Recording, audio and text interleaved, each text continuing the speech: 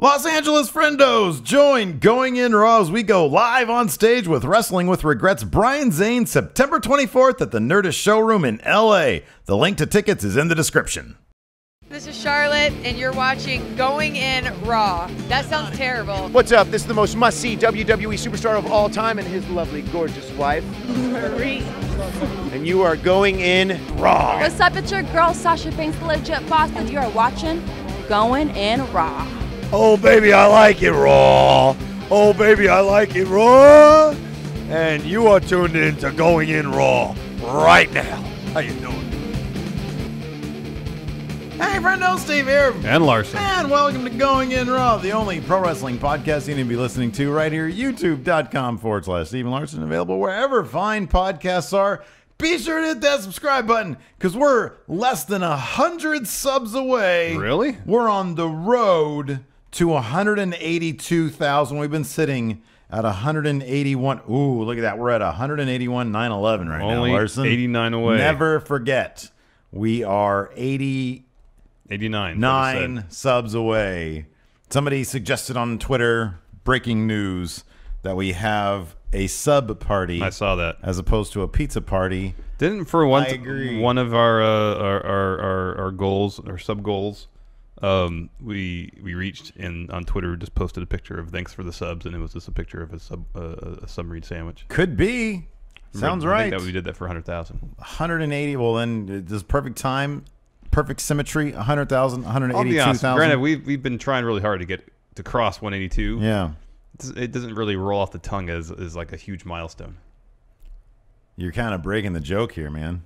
That's the whole point of it. It doesn't. But this is a personal thing. You and I have been stuck here. No, I know. At 181 and change for, God, how long now? Months. A very long time. We need to break that 182,000. All right, we'll do this. We'll do the sub thing for 182, and then we get to 200 in 3 years. Yeah. Then we'll get sushi. Oh, wow, sushi. Or Okay. barbecue. We'll go and get some ribs. Oh, barbecue sounds better. I want some juicy I'm ribs. just thinking about a pricier meal. Yeah. We can go to Subway and get a couple of $5 footlongs and celebrate that way. Well, if it's, the sub party doesn't necessarily mean we have to be Subway. No, I know, but it's Yeah. just the nearest sandwich shop. That's true. It's pretty close. Yeah. I think there used to be a Quiznos. No, the Quiznos is still there, I think. There's a Quiznos. I'm not eating Quiznos anymore. Really? No. Wow. Controversy in the sub community. We're also available on the Patreon at patreon.com/Steven Larson. I'm very excited, Larson. Today we're going to film. I know I let the patrons down. Last week there was no patron exclusive non-news. I feel bad about that. Might have to do something to make it up. This week I got a fantastic non-news. My notes are done, ready to go. You cannot see them.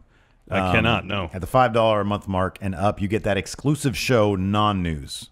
It's fantastic. We also have about 30, 40 people. How many people? I can't see. 38. 38 people Says watching now, right so now. 37. And that's Or those are all 36. $5 and up patrons, man. It's awesome. Yes, They you watch too this can watch the stream live. at $5 every month. That's great. We're also at prowrestlingtees.com/Going In Raw. We got to start coming up with our new designs. I'm pretty sure we crossed the threshold to release nude designs, Larson. Nice. Let's talk about this. We're going to talk about 205 Live and then NXT. I got a little bit choked up. Really? At the NXT. Yeah, I might have a little bit too. A little bit. A little bit. I was also very confused at one portion of NXT. Apparently the chops of Lars Sullivan are so powerful. They broke the network. And they broke the network. But first we're going to talk about 205 Live because chronologically that happened first. Yeah, sorry. I didn't get much sleep last night, so I might be yawning a little bit. It's okay. Stop complaining. The first thing that we saw. Hey, what do you think about the open up 205 Live while they changed the ring ropes? We got the little filmed promos from each of the 5 competitors. I liked it. In the fatal 5-way #1 contendership match. Yeah, I liked it. Me too. I liked it. I like that they're continuing this thread with Enzo. There's, again, another episode heavy on Enzo talking. Yeah. Anxiously awaiting the Wrestling Observer newsletter so we can find out what the ratings were. Because I don't really know where else to get that. Oh, yeah. I want to know if Enzo's moving that needle. Yeah, if they same land here. at like number 8 or above, that'd be huge. That would be pretty massive. That'd be massive. That'd be great. They'd be hard pressed not to put the belt on Enzo at some point if he keeps popping the ratings. Let me ask you something. What? Why is Akira Tozawa not part of this fatal 5-way? That's a good question. Isn't that weird? Yeah. I thought the same thing. Neville picked the belt back up, and then they did have their rematch, right? Yeah. Yeah. But, it's still Akira Tozawa. I know. Kinda He had a really weird. good match on 205 Live. No, I know. He had a really good match, and I would really love if him and Drew Gulak got paired up for an actual feud. I think that'd be fantastic. I know. That'd be great. I thought Drew was going to be matched up with Grand Metalik because they were always squaring off in those tag matches. And it seems like a natural feud. Yeah. But yeah, I'd be fine with Gulak and Tozawa. No Titus O'Neil either. They've dropped I know. the Titus Worldwide thing. It was all a buzz. Now It was going in a really good direction. Yeah, it was fun. The actual show kicked off after those filmed promos with TJP versus Arya Daivari. It was pretty great. This is sort of continuing the thread from last week when TJP was faking that injury. And this is pretty great when after both TJP and Daivari are in the ring, Rich Swann's music hits. He comes out carrying a box of popcorn, and he sets up a folding chair on top of the announce table. Now populated by Vic Joseph and Nigel McGuinness. Yes. It's so weird. Okay, so here's the thing. I don't think I had never seen a Nigel McGuinness match prior to yesterday. I was watching 205 Live, and I said, okay, Nigel McGuinness versus on the Google search. And there was a match with him and Kenta, who, of course, is now Hideo Itami. So I looked it up, and he's got like sort of a buzz cut, but with like frosted tips. Yeah. And he looks like he's, I don't know, it looks like a young Punk, basically. Not CM Punk, just a young Punk. And it's so funny because he looks like an uglier Daniel Craig in my eyes. Can you see that at all? I kind of see that. Like in his mouth a little bit. It looks kind of like Daniel Craig. I don't really see the Daniel Craig comparison. But okay. Really? Carry I on. see it. So it was just weird. I've only ever known him as dapper commentary Nigel McGuinness. And so I loaded up this video, and it was just bizarre watching him mill about in the ring. I didn't actually watch the match. I just loaded up to see what he looked like, when he was wrestling. So you still have never seen a Nigel McGuinness match? To this day, you're right. To this day, I've never actually seen a Nigel McGuinness match. But he looked funny. Anyways, so he's on commentary. I love Nigel McGuinness. Yeah, he's good. Great. Rich Swann, as I was saying, he sat on top of the announce table. Sat up his chair on top of the announce table with some popcorn. Yeah. Watched the match. Yeah. Fun match. Daivari ends up missing a frog splash. TJP takes advantage, hits a detonation kick for the win. And Nigel McGuinness was saying, TJP is gutting out this through his injury. And Vic Joseph was like, he seems fine to me. Nigel. That's pretty great. TJP goes over with the detonation kick. Next up, and then Rich Swann gets in the ring and says, you and me next week. Rubber match. Yeah, rubber match. And then he does his invisible car thing. Yeah. Yeah, I like that. Drew Gulak backstage. He was roaming around the hallways. Handing out pamphlets. Once again, he's on the campaign trail trying to make for a better 205 Live. He comes out to the ring, drops a promo with accompanying PowerPoint presentation. A 277 slide PowerPoint presentation.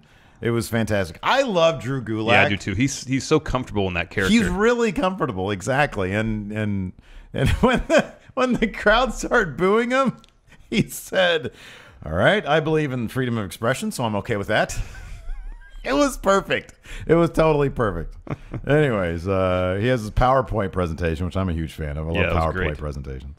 He's only getting started too. We got 2-3 slides in. And then we got 2 slides in, 275 left, and then Akira Tozawa's music hit. Boo! That was my heel turn for Akira Tozawa. Oh, really? At that point, I was booing him because I wanted to see more of. Because his first slide was no diving or no jumping from the top rope. The second slide was no jumping off the middle rope. And I'm assuming the third slide was no jumping off the bottom rope. Yeah, exactly. It was great.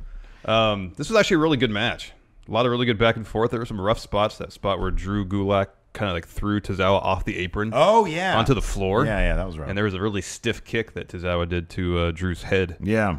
Really good match. Yeah. In the end, Tozawa went over with a top rope senton. These guys, should be in the program because based on this match alone, they do good things together. Yeah, sure. Really good things. Yeah. Next up, we had an Enzo Amore interview backstage where he was doing his regular Enzo Amore thing.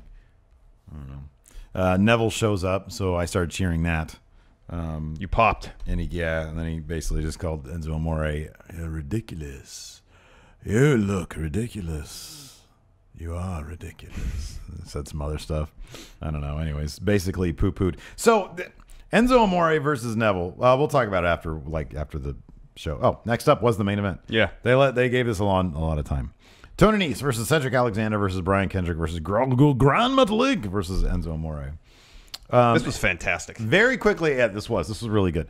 Very quickly out of the gate, the other 4 non-Enzo competitors turned on Enzo and started to give him the "we're about to mess you up" look. And so he rolls out of the ring. Confused, he was like, and understanding that he was in danger, he rolls out of the ring, gets out of there.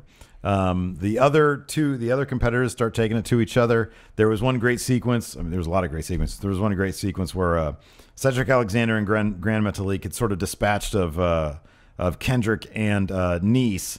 And they shook hands, and then they went at it. Yeah. That was a lot of fun to watch because those two guys are super athletic. They have great chemistry together as a tag team, but then also against each other. It was a lot of fun. And everybody got a chance to shine in this match. Everybody got a moment to show what they got. I mean, in the end, Cedric was the star of the match. Yeah, he was, totally. Because he eliminated everybody save for Enzo. It was just lumbar checks left and right. It was great. And then Enzo rolls up Cedric Alexander with a handful of tights. Cedric is beside himself. Yeah, because he had just eliminated Brian Kendrick with the lumbar check. Yeah.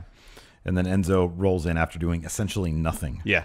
So Enzo goes on to fight Neville at No Mercy. No Mercy. And I wonder how Cedric's going to be involved in the title picture going forward. Yeah, I don't know. I mean, it obviously sets him up for something. So there's two things going on here. There's a couple story ways they can go that I see with Enzo. They can go one of two ways, and I want to ask you which one you prefer. Is this going to be the story of, because I firmly believe that Enzo's winning at No Mercy. And it's either going to be... Well, if he's not going to win No Mercy, he's going to win his chance after that. Okay. It's either going to be Neville... See, this is why I think it's going to be at No Mercy. Because it's either going to be Neville completely and absolutely underestimating Enzo... Getting caught by surprise. And getting caught by surprise with, a dirty trick. Yeah. Or it's going to be... The other scenario I think would have been... I thought of them last night, and I forget what they are. The other scenario I think would be Enzo getting... Oh, I guess that wouldn't include him winning. Enzo getting squashed and then having to work his way up. I honestly think it's going to be Enzo catching Neville by surprise. Because then we get Neville... chasing the belt. There is another option. The option of Neville trying or beating Enzo at his own game and cheating to win before Enzo has a chance to do so. Yeah. And that's another option. Yeah, that could be. That could be. Because we've seen Neville do that before. Are we looking at some sort of heel turn by Cedric Alexander? Potentially. He was absolutely beside himself. He was. Furious.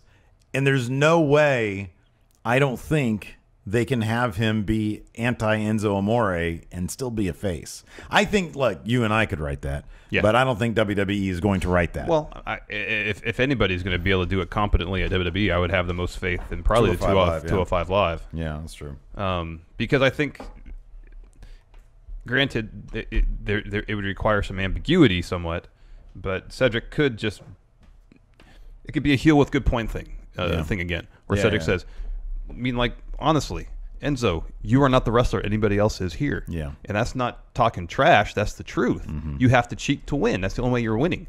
That's not being insulting. That's just telling the truth. Yeah. They can go that route. He'll get him some heat from people who are Enzo fans, but people who are getting a little tired of Enzo, they'll pop for that. That's the route they could go. People can respond to that.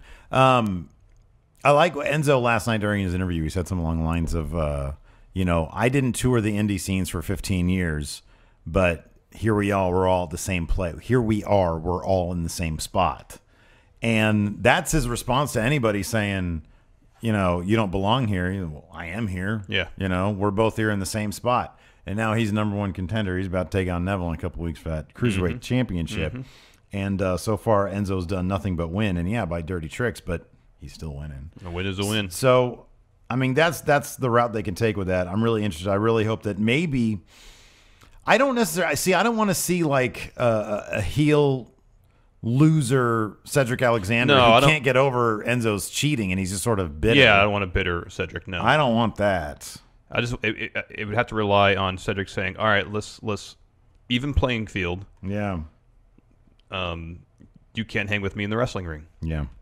That's what it has to be. It can't be out of bitterness. It has to be in the spirit of competition. Related to this, good question here in chat from Thera Thabata. Do you guys think Enzo is actively trying to get better in the ring? I don't know how much time he has. Look, I mean, I don't think he's. I don't know if he would be content with where he's at. I don't know. I have no idea what kind of person Enzo Amore is. If I would think he would have to understand that there's kind of a limit to this type of storyline. At some point, he's going to have to hang with people. But he also might strike me as the kind of guy who just thinks, you know what? It's all entertainment. I'm here. I got the gift of gab, and I can I can fake a punch, and I can sell really well. Yeah. So his thing might very well be, and it's not. I kind of see this point. If this is his thing, they know what I'm capable of. I'm never going to be Cedric Alexander. Why am I going to try? It's not my problem. Creative's problem to come up with that. You know, my justification for being here still a year from now or whatever. So I would say probably not. I mean, he probably looks at some of the things that, like, for example, Grand Metalik does, and says, you know, why would I can't do that. Why am I going to start? Why am I going to try to fake that? Yeah, no. So yeah, I really don't know. But I'm willing to go along with it. I'm curious to. Here's what I like. Here's what I like about this whole thing is that Enzo is an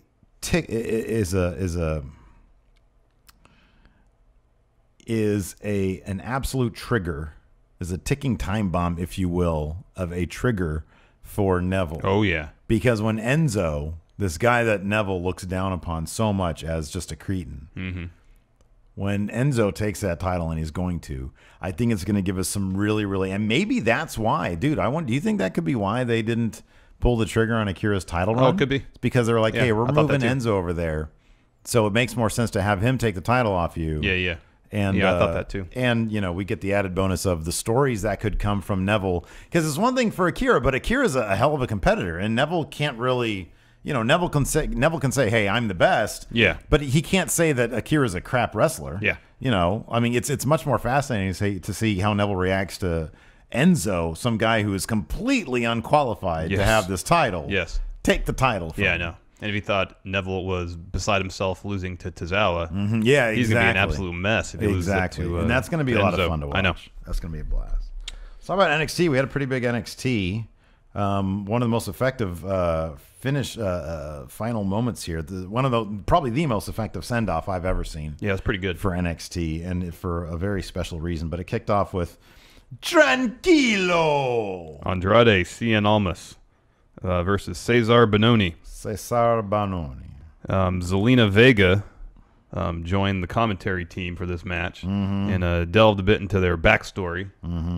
I think she said they met 7 years ago while they were both in Mexico. Yeah. And that she found Almas again to help him, go on the correct path in terms of being a successful NXT superstar and not partying all the time. Yeah. And we saw that play out during this match. Of course, Bononi beat Almas in their previous encounter. Yeah. Almas had the upper hand for virtually this entire match, eventually won with a hammerlock DDT. Yeah. I love Andrade Almas. Yeah, he's great. I get the feeling.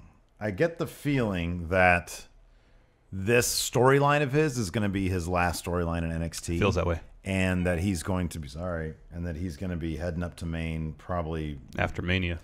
I would say after Survivor Series. What more can they really do between now and Survivor Series? Unless they actually had him in they carry out this storyline against lesser opponents. He has a relatively big opponent. Who did he fight? Did he fight Alistair? No. Who did he fight at Gargano. Gargano. So he needs a bigger opponent than that. But still, that's a Survivor Series. Yeah. What more can they really do with him? I love Almas. I kind of worry about him on Maine. Yeah, I do, and that's why I'm hoping that he sticks around NXT for a little while to I agree. develop I his hope character, he does. his brand, get some good wins under his belt. Yeah. And not just be brought up to Maine to kind of fill out the roster, but that's my worry. I think he's fantastic, though. Yeah, me too. Next, William Regal dropped a promo saying, "Hey, Redragon, Adam Cole, Baby, we do our fighting in the ring here in NXT. Stop with all the hijinks." Yeah, enough of that. We're not doing that here in NXT. We're about fighting in the ring, not Out and not running away from me in the car park. In the car park. In the car park, yeah, exactly. In the car park. And then Adam Colbebe tweeted back at him. He said, "Yeah, sure thing, boss. Sure thing, boss. Thumbs up emoji." So we'll see where that happens. Next, one of the interviewers. What's her name? I can't remember her name. Forget her name. She was out front of Asuka's locker room. Yeah. When she was approached by the Velveteen Dream. Yeah. And he sort of mumbled that he said he wasn't going to talk for a while, but he saw somebody, I think at TakeOver, he said, and then he'll be speaking again soon. That fascinated the Dream. Yeah. Yeah, that man is Aleister Black. Yeah. And there's some very, very cool stuff about to happen that I heard about. I know. I'm really looking forward to seeing how that plays on TV. Patrick Clark's really doing a good job of finding this character. Because this interview, I was like, man, this is good. Oh, it's great. He's embodying this character fully. This and the Performance Center segment where Ruby Riott talks to Regal. Yeah. The sound was way down. Oh, I know. The sound, like especially the Performance Center one with Ruby Riott. I could hardly hear. I could not. I had to like walk up to the TV because I don't have my remote control. I don't know where it is. I turned up the volume. It sounded like the ring announcer you can only hear it through the house mics, not her mic, during the actual show. Oh, really? I didn't notice that. At least for a couple matches. No, that could be. Yeah, that's annoying. Anyways, it's all developmental people. Next, we got a little bit of the match between Lars Sullivan and his three opponents, Jake James, Alfred Watkins, and Ricky Martinez. I loved this. I loved that they were going to do this as like a traditional handicap tag match type thing, where it's one guy against one guy, and then you can tag out. And he says, "No, Tornado, I want all three of you right now." Yeah. Which I was tickled to death about. And, of course, he starts off strong, double clothesline. And there's a weird glitch, and then we cut to a Sanity promo. Yeah, it was on a chop of his. It was like bang, and then it was like digital glitch, and then we cut to a Sanity promo. Well, actually, no, it was a recap of what happened last week in the parking lot, and then it was their promo. Right. Looked like they were still laying in the parking lot and recording on an iPhone or something. And Eric Young was holding it, talking, and then it kind of and somebody's like flashing a light into it or something. Yeah. And then it goes to Alexander Wolf and they say they revel in chaos. He starts laughing, and he goes, cuts out. That was great. It was fantastic. That was fantastic. Next, Sonya Deville took on Zeda. I think that's how you pronounce her name. She was in the Mae Young Classic. Oh yeah. Zeda. I think it's Zeda. Zeda. Sonya Deville is like, she carries herself well. I feel like the punching stuff is too much. It's a little too on the nose. Yeah, you mean like when she's hyping herself up, or her actual punching? No, her actual punching is fine, and she's a pretty decent athlete. And she moves really quick in the ring and does this stuff. Yeah, when she's just doing this stuff. Huh? No, I'd be sad if she. It seems like it seems like a vestige of her previous incarnation. Yeah. Oh yeah. Like she just come in the ring and just like carry herself like she's super tough. Yeah. But then she, looks at the camera and starts doing this stuff. That stuff kind of goes with her music, though. I'm kind of used to her doing that by now. I'd be kind of bummed out if they stopped. I think it's a bit much. It's kind of like when Emma did this stuff, and then whatever she did. I got you. It's so bad. It's so stupid. It's like, why are you showing us your butt? Like, it just didn't make any sense. But I got used to it, and I was sad to see it go. Okay. So. But no, I agree with you. It's like after the match, after she wins, she's like posing in the ring and talking trash to the crowd a little bit, and then she starts. Yeah. Oh yeah, that's bad. That's too much. Just don't do that. Dial it down a bit. Just focus on the trash talk. Is she worried that Shayna Baszler's coming in? Because they're like the same thing. Kind of. But Shayna Baszler is actually like, I think Sonya Deville's done stuff. Yeah. Yeah. But Shayna Baszler is like a 15-11 MMA record. I thought I read somewhere. Oh, wow. I didn't know she fought that much. I think Sonya only has like 3. She's like 3-0. Maybe. She like has some wins. But like not. I don't think she has a lot. What was her name? What was her name before she was Sonya Deville? Daria Baronato. Daria Baronato, yeah, that's right. Was that a real name? Maybe. A fake name. I don't know. Anyway, so less punching, says Larson. Yeah, 15-11 for Shayna Baszler. Wow. Good for her. Ooh. Yeah, a lot of losses. Ended on a lot of losses there. So she could have been 15-7. Yeah. But then she lost a lot. Still a winning record, though. It's a good record. Yeah. Good time to get out. Zeda. Thank you, Matthew Williams, Esquire. All right. Next up, we had... this was good, man. So here's the thing. This is what I like, and this is what I'm looking forward to This is what I think we all have to look forward to within 10 years. When Triple H takes over. When Triple H takes over. These little kind of fly on the wall videos. Yes, it's good. I know. I love these. I love these to death. And I love they don't draw attention to the fact that you're on a frame, and then it took me like maybe a second or two to realize, oh, that's Danny Burch and Oney Lorcan working out as a tag team in the ring. No. It's like, oh, that's cool. They don't make a huge announcement about it. No, they don't talk about it at all. It's the old film adage, show, don't tell. And Regal is like into it. Watching him work as a tag team. Regal's enthusiasm watching them as a tag team, and nothing is announced. You're absolutely right. That was fantastic. And great. It's just background, so we're getting storytelling in the background. Yep. Imagine that. I know. There's no cheesy backstage segment where the camera's here and they walk into frame and they have some awkward conversation about how they're going to be a tag team. No, they're just a tag team now. They're just a tag team. And you don't need to hear them talk about it because you know exactly why it happened because of their matches. Yes, they shook hands at the end of the last one. In the ring. Yes. Storytelling that takes place all in the ring. What an idea. It's fantastic. It's fantastic.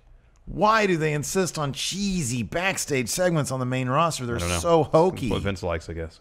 Anyways, so yeah, Regal's enjoying the workout session. Tickled. He looks giddy. Yeah.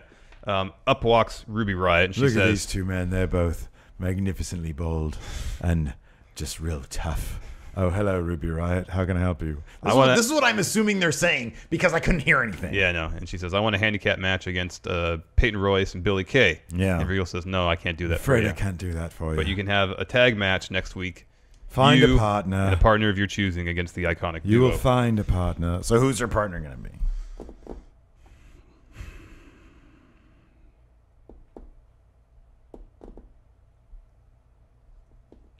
Maybe someone for the Mae Young Classic. Yeah, I was thinking this. I hope so. That'd be cool. Give me Toni Storm. That'd be neat. I love Toni Storm. Yeah, she's real good. She's good, man. I think that'd be fun. I mean, it's already been shot, so we can look up and see who her partner is right now if we wanted to. Maybe we'll after we're done shooting. I thought somebody told me on Twitter that they were actually going to do the handicap match. Oh, maybe that's what it ends up being. Nobody wants to. They're like, no, people say you smell.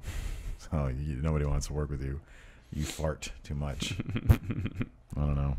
Anyways, next up we had the no DQ match between Cassius Ohno and Hideo Itami. Another good match. This is a fantastic match. Let me ask you something.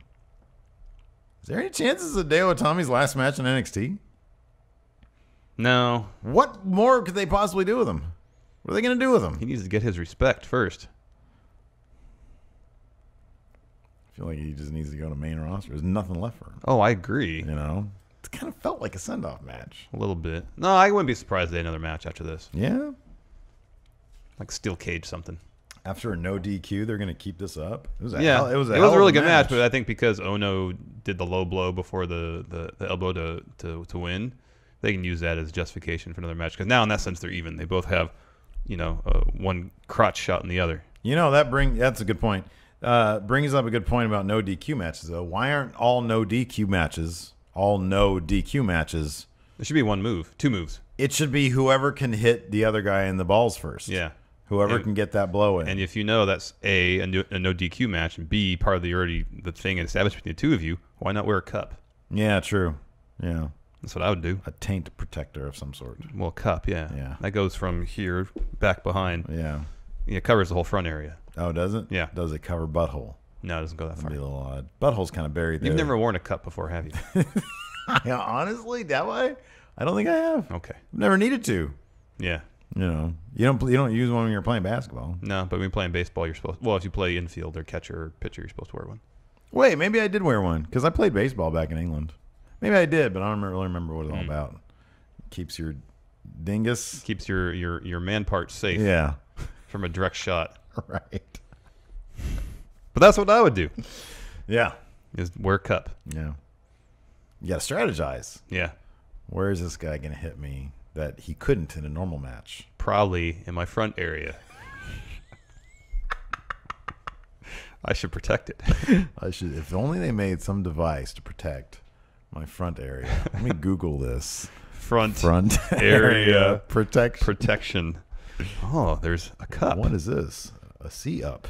No, cup. Oh, interesting. It's an apparatus made of plastic that I can put over my front area. They'll protect it from a direct strike. Yeah. I shall investigate further. Maybe you can put a spike at the bottom of it so that if he tries it, he'll impale himself on my seat. But you can also put yourself in as much danger as your opponent, because say you just like move wrong and your leg crosses under said spike. They're like, "What's wrong with you?" And his blood starts pouring out from like, because I think there's like a vital vein down there. Yeah. Yeah.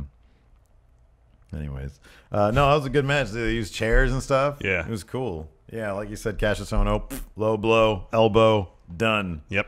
Good match. Picked up the win. Fun match. So the evening's festivities concluded with Asuka coming down, all smiles.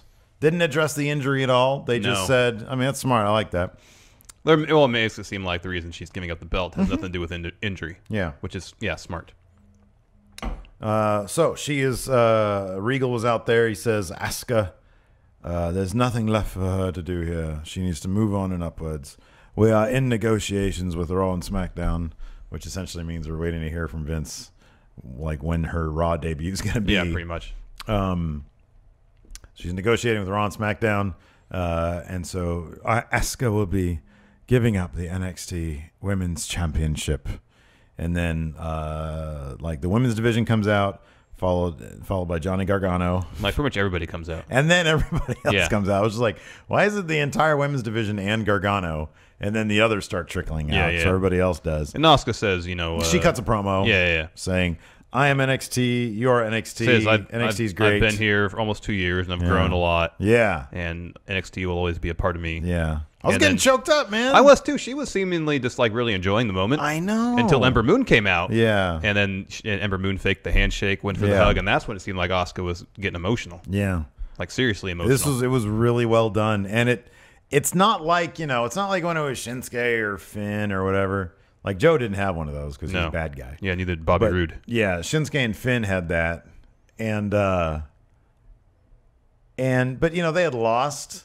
This was like a bigger moment than that because she never lost. Yep. That's huge. Yeah, it's pretty neat. So I was like, I was choking a little bit. I don't think any actual tears came down, but I was like, oh. And then finally Triple H came out with a old, leathery, grizzled. He's so grizzly these with days. A bouquet of flowers. Yeah. And he gives her the flowers. At first, takes the woman's title off her shoulder. I thought he was going to pedigree her. They go. He raises her hand and then puts the belt back in her hand. Yeah. Realizing that's actually a better image, a better photograph than him going like this. I know, with the belt. With his weird arms. So they pose. He gives her a hug, and that's how the episode concludes. Yeah, yeah.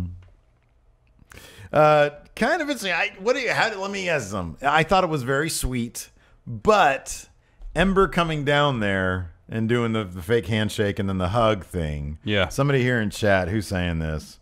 Milk Queen says Ember and Asuka go back long before. Yeah, they wrestled in Shimmer. Shimmer, yeah. Okay. And that's great. That's fantastic. But it did, to me, it kind of reminded me or put a microscope under the fact that Asuka never really had that one big rival. No, Ember Moon is probably would have been Ember had Ember Moon or maybe Bayley. Yeah, I was thinking Bayley too. Like Asuka sort of dispatched of Bayley, but she never really had, and that's kind of. One knock on the women's division is that they never really had, in those 2 years, nobody really was developed well enough to be a strong enough competitor. Maybe that was purposeful, though. Maybe they wanted to establish it as that Asuka was so above and beyond anybody else in that division. Yeah, I don't know. I would. The only reason why I doubt that is because, rivalries are money. No, I agree. And it's worked out. I mean, to your point, it's worked out. And I think, granted, Ember Moon, we could debate how they've handled her character out of the ring. In the ring, it's been marvelous. No, absolutely. And the two matches that Ember Moon and Asuka have both been really good in terms of performance, storytelling, advancing character. Yeah, great stuff, dude. If it wasn't for the injury, I think we probably would have gotten something a lot more substantial. Yeah. That being said, it did sort of echo. It's like, man, but. It's not entirely WWE's fault. Try to find good people. Triple H, I had the thought in my mind. Triple H said in some interview that Asuka is the one performer NXT couldn't afford to lose. Yeah. So when he came out and he had like an absolute poker face on. Oh, totally. He was betraying no sense of emotion either anyway. But it felt like to me since I heard him say that, he was like just trying to fight back to some sort of resentment towards Vince for losing Asuka. You know, man, at some point, that you would think that would have to be a thing. I think that Triple H is, I would imagine, at least publicly, he seems... I think, number one, he's obviously a very smart guy, but understanding that, you know, his time will come. Yeah. But also, like, man, I bet he really wants that time to be sooner than later. Yeah, you know, because there's so many good things that it's obvious he's doing in NXT that could translate to main so well and really advance the product. Yeah. And honestly, like, you know, echoing Sasha's comments on the Sam Roberts show, dude, we always talk about the WWE product on this show as, you know, we comment on the hand we're dealt. You know, it's kind of silly to say, well, it should be this or it should be that. I mean, to a certain degree, you can say, well, man, you know, we can mark out over the fact that they showed the Danny Burch and Oney Lorcan as a tag match as a great little example of a great tool of storytelling. Yeah. But I could imagine, you know, it is frustrating though, like to watch a product, to get invested in a product that obviously the long-term planning changes. Non-existent, yeah, it is non-existent basically. It's so fluid that it's basically non-existent. So it will be very, very interesting when all is said and done, you know, when Vince finally does step aside, if the WWE product will in fact look a lot more like NXT does now, and how things are done. So yeah, and I'm really curious to know, you know, if things like that Ruby Riott, Oney Lorcan, Danny Burch bit, who conceived of that? Who thought? Oh, I know. Hey, you know what? A great little bit of storytelling. You know, it'd be a great way to. Well, it's an extension of the iPhone videos. Because usually the iPhone videos are something going on in the foreground, something up in the background. Right, that exactly. Change the direction of that video. I wonder who conceived of that idea of storytelling. Oh, I don't know. You know, that to me is a fascinating. Someone question. in NXT Creative watched TNA at one point and liked the fly on the wall videos. That could be. And just decided to adapt those are one of the strongest things about TNA. I know. Let's answer some questions. All right, sounds good. First, from Nemo, you have the task to sign 9 women for the Mae Young Classic. 3 go to Raw, 3 go to SmackDown, and 3 to NXT. Good luck. Kairi Sane, send her to Raw. Asuka, Kairi Sane feud would be great. That'd be good. So that's 1. Toni Storm, sign her. She goes to SmackDown. She goes to SmackDown for sure. 3, Candice LeRae. Yes. I like her NXT, so she can spend maximum time with her husband, Johnny Gargano. Oh, that's very nice. 4, Shayna Baszler. Raw. SmackDown. Because Asuka is going to be the butt kicker on Raw. Yeah, okay. SmackDown needs a butt kicker too. That's fine. That's good. Boy, you're looking at some really, really. You're gonna need a mid belt. You need a 3rd hour in SmackDown and a mid belt. I know. Yeah. So that's 4. We need more. Do you watch the Jazzy Gabert match yet? Oh no, but I've seen her. She's great. Sorry. She just has a great look. I don't care how she wrestles. Oh, Bianca Belair is really good. She's young. Oh, she's gonna be big. Yeah, she's young and she's got that just hair turning out, thing. but she's yeah, really good. She's rad. Let me start from the top here. Abby Lath. She had a really good first round match. I like Mia Yim. Yeah, she's good. She's got a ton her of on experience SmackDown. Too. Yeah, her and Shelton Benjamin seem to be very friendly on social media. Santana Garrett is really experienced, and she had a really good match. Send her to NXT. I know she's wrestling NXT some. Tessa Blanchard, NXT. There's your 3 NXT. I like Rachel Evers. Yeah, they should bring in that Christy James girl. They can have another non-match. that match was Wrestle Circus's version of non-news. Yeah, pretty much. I like Dakota Kai. Oh, Piper Nevin. Yeah, I like her too. She was good. There you go. Send one to Raw, one to SmackDown, and one in NXT. Oh, here's a good question. Good question right here. Manuel Garcia de Paredes. Power rank. Reasons to vacate titles. Dominance 1. Number 1, dominance. Number 2, injury. Number 3, lost to smile. Yeah, that's good too. I was going to say apathy, but that's kind of the same thing. Yeah. Number 4, got a better job somewhere else. Greener pastures. Greener pastures, okay. Yeah. 5, vacation. So you're going to vacate it due to vacation. Yes. I have a 3-week trip to Europe planned. Can't defend the title. The true a 3-week vacation. I'm backpacking across Europe. Don't know I'll be back. Vacating the title. Vacating the title. Probably back in 3 weeks. I'll win it back. But it's an open-ended ticket, so I don't know when I'm going to be back. Oh, yeah, okay. The true Intercontinental Breakfast Champion. That Asuka send-off was classic and the best one to date. Power rank. The rest, 2 through 5. Best NXT send-offs. I can't remember any difference between Finn's and Shinsuke's had Finn. He was there, but Shinsuke wrestled Finn in Finn's send-off, I think.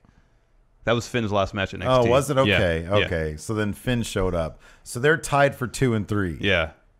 Oh, number 5, Bobby Roode. The non-existent one. He lost, and then he never got... There wasn't even another shot. They didn't even do a long shot where he was a little bit in the corner. No.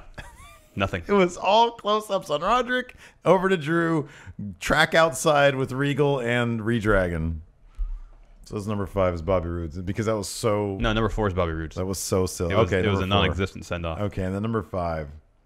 Because Joe didn't have one, as I remember. Didn't Bailey have a good send-off? Did they do a send-off? Yeah, Bailey? probably. We'll say Bailey 5. Okay. So Triple H came out with flowers or something. Here's the thing. Sexism. I want to see Triple H come out with flowers for Samoa Joe's send-off. I know. You know? I know. Some man send-off.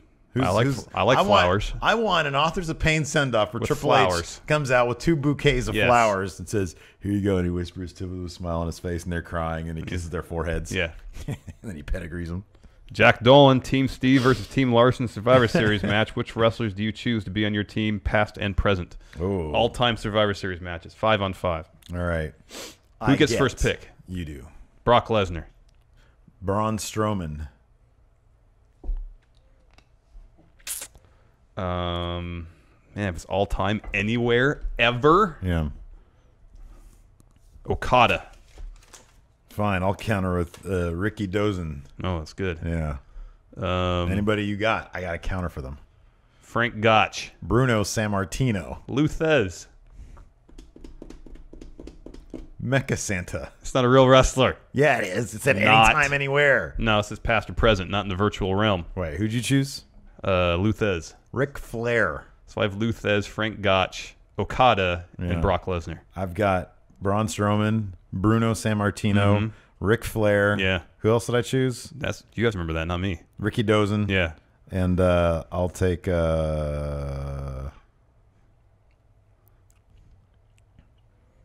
You picked up Gotch, right? Yeah. Hackenschmidt. Scott Steiner.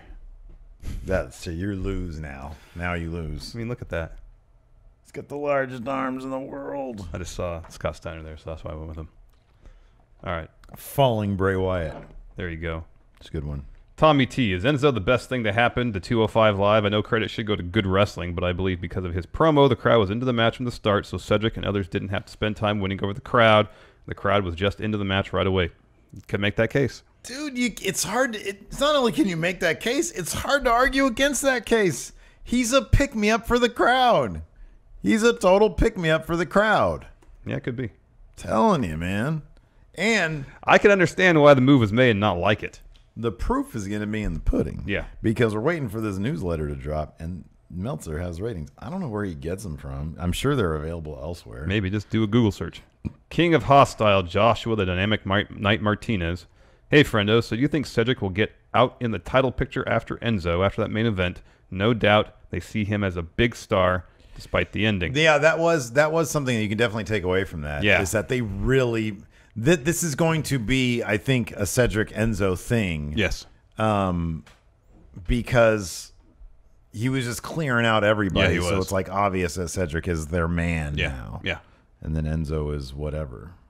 I kind of wonder if we have 2 weeks till No Mercy. In the meantime, we're gonna get a little mini Enzo Cedric feud. That'd be good. Leading up to No Mercy. I wonder.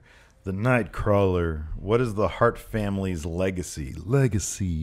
What is Brett, Owen, British Bulldog, Stu, all Natalia, all the other Hart brothers, Dynamite Kid? That's not a good legacy that guy has. But he wasn't. He wasn't a Hart. Well, Bulldog was kind of Hartish. Well, he was married to one. Pillman. He wasn't a Hart either. He wasn't married to one. He was in the Foundation. But he wasn't married. This is the family. They're buddies. What's their legacy?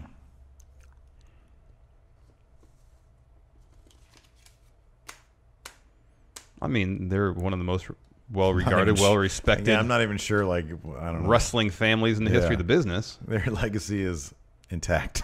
Yeah, there you go. It's kind of. Let me ask you something. Whose legacy is filled with more tragedy, theirs or the Von Erichs? Because they're kind of parallel a little bit, you know? I mean, lots of success. Yeah. Lots of tragedy. Yeah. That's legacy right there, man. Learn from mistakes. I don't know, man. Lachlan R. If you could send one cruiserweight from WCW to the future to appear on 205 Live, who would it be? That's a good question. Are you kidding me? There's not even a question here. Rey Mysterio from 1997. Oh, man. Are you kidding me? That'd be fantastic. Double T. Hey, friendo. So Neville is by far one of the best things going in WWE right now for me. And personally, I wish his current reign with the Cruiserweight title was with the WWE title instead. My question is, do you think he will ever capture the Heavyweight Championship? No, I do not. Probably not, but I kind of wish he had the opportunity to. That'd be great. All I really want is for the competitors on 205 Live to have an opportunity to achieve greater success on the main roster. Yeah. Just the opportunity. Yeah. That's all I want. I just like that. You know what? Here's my thing, though. Neville is doing everything in his power, and I think he's pretty successful at it so far, of establishing that 205 Live belt. Oh, yeah. As being something that people should be their ultimate prize, you know? To a degree, I agree with you. I don't think it has to be a stepping stone. I don't think it has to be either, but say on 205 Live there is a competitor who manages through hard work and connection with the audience. Okay, let me ask to transcend that. Let me ask something. Shouldn't they have an opportunity to, or in some capacity, main event a pay-per-view, WrestleMania? Okay, let me ask. That was sort of if that was kind of my question. Let me ask you something. Hush your mouth. I know where you're going. That's why I'm just going to cut you off. You don't know where I'm going. What if somebody comes in, all right? Or what if they bring a couple people in, and they get that belt so hot to the point that 205 Live is number 1 or 2 on the network ratings every week. The crowds are hot for the matches, and that belt main events a pay-per-view. Yeah, that'd be fine. Would that be enough for you? But that's not going to happen as long as the Universal title or the WWE, well, especially the Universal title's in the scene. We've seen main events with a women's title. Yeah, I know. We've seen that happen. But it's going to take a number of years for the show to get to that point. And yeah, if that happens, great. But I don't want. If that happens, would you still feel like that should be a stepping stone belt? I don't necessarily feel like it. I don't think it should be a stepping stone belt. I think that's how it's. It's not how it's viewed. I think Vince views competitors on 205 Live as 205 Live competitors, and that's it. Yeah. And I don't think that should be the case. That's my point. Yeah. Whatever, I don't want them to be limited by the fact that they're on 205 Live. I think they should be able to achieve success beyond whatever limitations are imposed on them by Vince McMahon. Whether, because I think in his mind, he just wants 205 Live on 205 Live with maybe a sprinkling of it on Raw, and that's it. Mm-hmm. And I think that's, for as incredibly talented as a lot of the wrestlers are on that show, I think those limits should not exist for him. That's my feeling. And if that means someone manages to elevate the Cruiserweight title to such an extent that it can main event a pay-per-view, fine. You're such a mark for the belt. No, it's not about the belt. It's about talents who I appreciate achieving maximum success. That's what I care about. You think they're getting paid pretty good money? Relative to what? Relative to the... I would suspect they're getting paid more on a more consistent basis. They're getting paid more than NXT guys, that's for sure. Yeah, probably. And on a more consistent basis than they probably were working in the indies. Oh, for sure. But relative to mid-carders on the main roster? Kurt Hawkins. Probably comparable. comparable to Kurt Hawkins? You've literally gone insane. No, because Kurt Hawkins has a legacy on WWE before. He's been with the company before. Do you think Kurt Hawkins is making 6 figures? Everybody's making 6 figures on main roster. Everybody's making 6 figures on 205 Live. Was that the minimum? I mean, from what we've seen, like it's like 200 is like the minimum, I think. Oh, I didn't know that. Something like that. I don't know. NXT, it's like 25,000. Yeah, I know. It's so weird. I know. I don't know. It is strange. So, anyways, circling back. That's just my point. I just want 205 Live talents to be able to achieve maximum success. Yeah. And not just be stuck on 205 Live and have Vince view that as you know, like if you're on 205 Live, the greatest success you can achieve is winning the Cruiserweight title. But the Cruiserweight title is like a pre-show belt in his mind. Yeah, that's okay. That's sort of my thing, is that it all kind of depends on where the belt falls. Like, does the crowd pop for the belt? That's the thing, is like, does the crowd pop for the belt? You know what I mean? Yeah. Anyways. CM Punk finds it insulting. Is Corey Graves the next voice of WWE? I think he is already. He pretty much is. He's the only guy on both shows. Yeah. The Fun Solved Mystery Robert Stack. No, wait. Renee Young's on both shows. Who on either the NXT or 205 Live roster could you see yourselves being booked to win against and it looking believable? So is there anybody on NXT or 205 Live that you think you could be booked to beat and make it look believable? 205 Live or NXT?